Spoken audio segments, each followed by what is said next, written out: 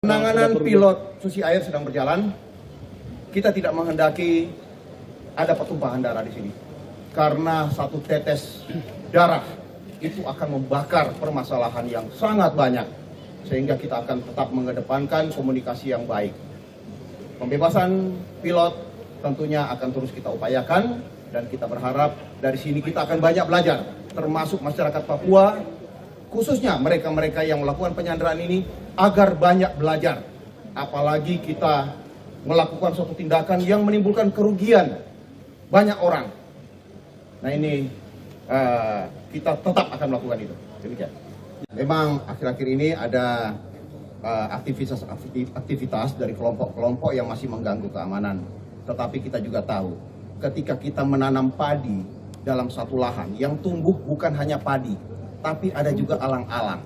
Tapi bukan berarti satu lahan itu kita tebang semua. Alang-alangnya yang kita bersihkan. Dalam hal ini adik-adik kita, anak-anak kita yang mungkin mereka belum mengerti, kita kasih pengertian.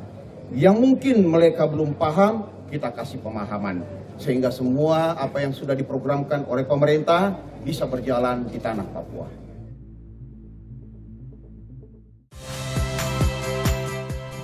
Saya Muhammad Syahreza. Saksikan program-program Kompas TV melalui siaran digital, pay TV, dan media streaming lainnya.